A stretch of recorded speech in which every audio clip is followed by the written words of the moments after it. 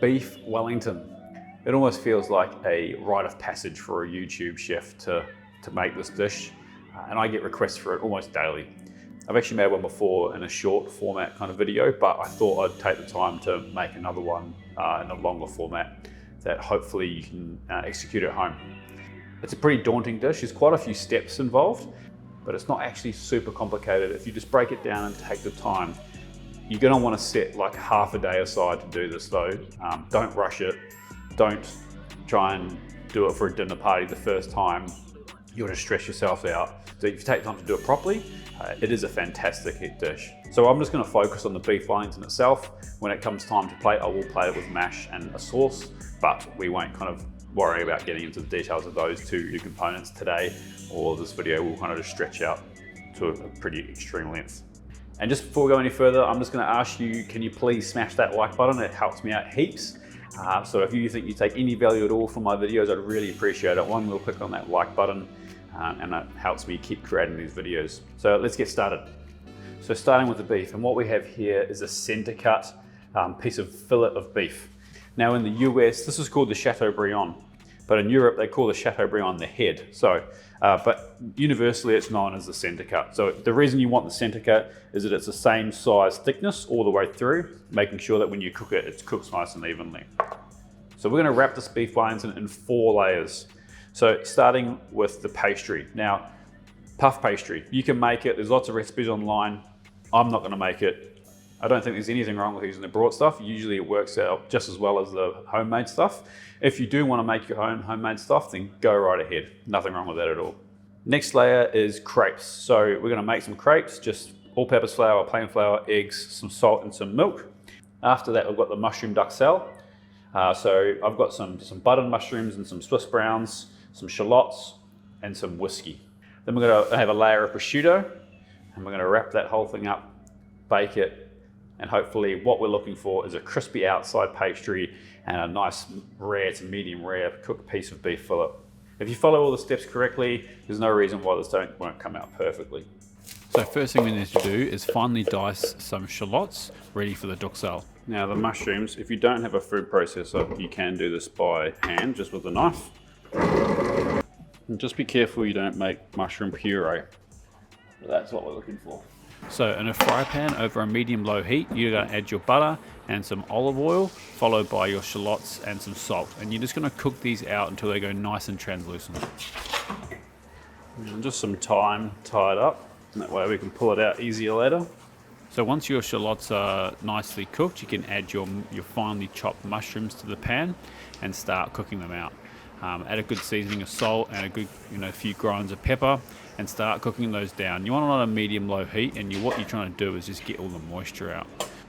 So while your duxelle is cooking away, we can start on the crepe batter.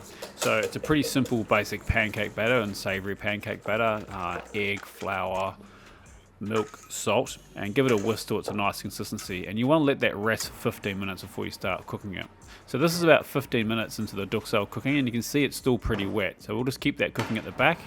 So in a clean non-stick pan, you're just going to add a little stick of butter and over a medium heat, and you're going to add about 1 ladle of the batter, just enough to cover the bottom of that pan before it sets up.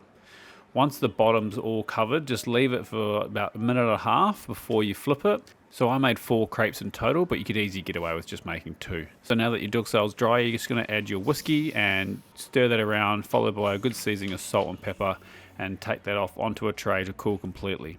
It's time to start sealing the beef. So in a cast iron pan or something that can hold temperature, get it on the heat and get it really hot.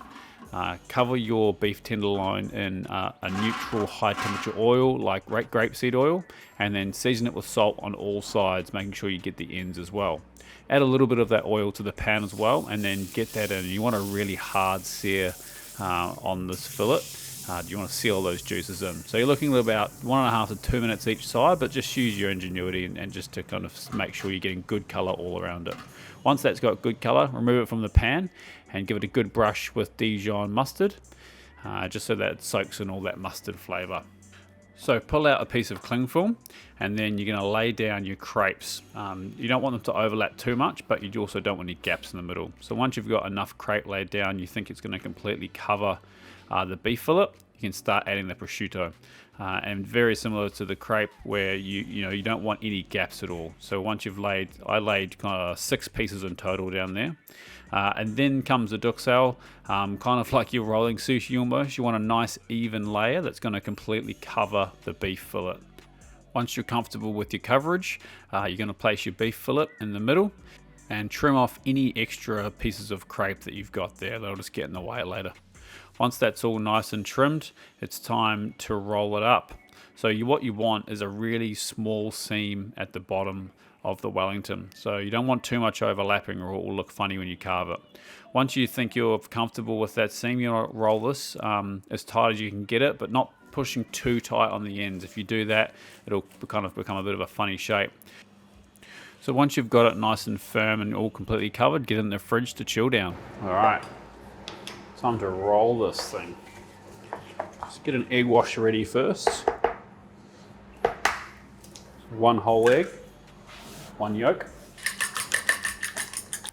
So grab your cling film again and pull out another sheet of it, and then lay down your piece of puff pastry. Remove the plastic layer if it comes with a plastic layer from the shop, like this one here. So then you're going to place your beef Wellington in the center of that pastry, and just make sure that your pastry completely covers it before you add your egg wash.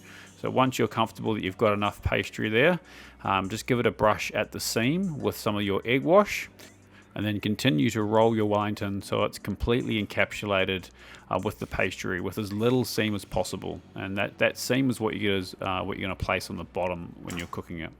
So trim off any extra pastry before you try and roll this any further, because you don't want all that pastry hanging out there. But then in more cling film, you're just going to roll this up as tight as you can get it, while still trying to keep as good a shape as possible. And the reason that the shape's important is that when you're cooking it, you want it to cook evenly. So if the shape changes, especially in the center, it won't cook as evenly all the way through. Again, pulling tight at the edges and then using the friction on the bench against the plastic just to get it nice and firm. Wrap it up completely in the freezer for half an hour, or the fridge for an hour for that pastry to relax. So for the lattice, and this is completely optional, you don't have to do this. This is one of those lattice rollers. They kind of work as a marking tool. They don't really cut through all that well, so you do have to go through with a knife and cut through it. And then that goes in the fridge as well for half an hour. So half an hour later, and we can pull our nicely firmed up Wellington out of the fridge. We're going to place that onto a tray with baking sheet or silicone mat like I've got here, and just making sure that you get that seam on the bottom of the tray. And what that's going to do is just make sure it doesn't burst open halfway through cooking. Once that's nicely on the tray, you're going to egg wash the whole thing, and then you're going to try and apply your lattice work if you've chosen to do it. The other thing you can do here is just score the top if you don't want to do the lattice work. So with the lattice work, this is still kind of semi-frozen, I guess. Take the plastic off the back, and then you just kind of want to slowly stretch it apart. If you do it too fast, it'll break, or if it's not hard enough, it'll just kind of become mush. So I find it easier to, once you're just getting it working a bit, to lay it over the Wellington and work it on the Wellington, using the egg wash as a bit of a friction point just to kind of stretch it out. Trim any excess off the edges, and then you're going to egg wash your lattice work as well, relatively generously. But just also be gentle when you're doing this lattice work brushing, because you don't want to move it too much. So finally, a good season with sea salt before we get it ready for a 180 degree oven. So once you're in your oven, it's going to take about 30 to 40 minutes depending on your oven.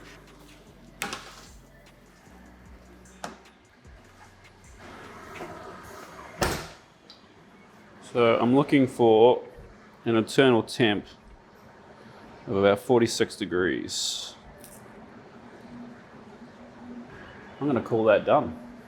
I'm going to rest this really well. So I don't want it to spit its juices everywhere.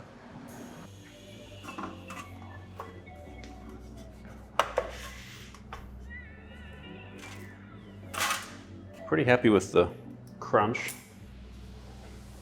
I'm just going to go straight down the guts. See what happens.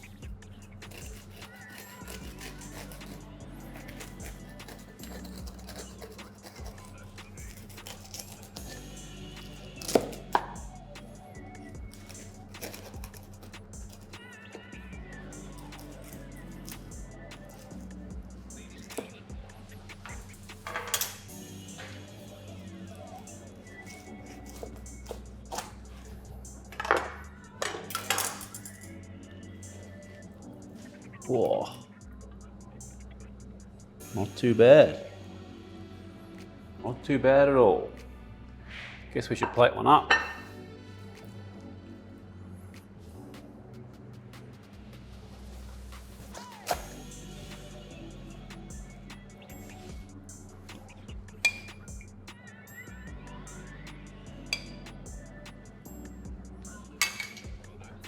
That's the best part, I get to eat it. So I pulled this out at 46 degrees and this kind of just above the center. And it's pretty well cooked. I think it's pretty much bang on. Now, the camera often doesn't make the meat look as well cooked as it is, well, to cook to the right temperature, I should say. So, you know, often I get comments like, you've overcooked that, and I don't think I have, but anyway, everyone's got an opinion on the internet, don't they? So 46 is pretty, you know, rare as far as the meat world's concerned, but let's have a taste. I'm pretty happy, in fact, I'm very happy with how crunchy that pastry turned out. Very good. Yeah, it's a fantastic dish. There's no reason it's so popular, but it's, you know, there's a lot of steps involved. It is worth taking the time to make it at some point though. And if you're confident home, if you're a reasonably confident home cook, there's no reason why you can't pull this one off. And it really does, you know, need that textural component of the pastry being really crisp. I think without that, it does start becoming kind of a little bit mushy. So I think really work on getting that pastry nice and crispy. There's a guy in Canada whose name is Ron. I'll link him below. Well, I'll link his other, I think he's, you know, mainly on Instagram and TikTok, but he does some of the most amazing butchery in Wellingtons and just meat preparation I've seen in a long time, so go check him out. I think my only criticism was I was probably a little bit light on the seasoning in some parts. Other than that, it's pretty good. Anyway, legends, you know the story. Please like this video, subscribe if you're not, click the bell icon, it really helps me a lot. Any questions or comments on what you want me to cook next or anything, leave it below. Always happy to try and do stuff that you guys are interested in. Until next Sunday, stay safe, eat well. Peace.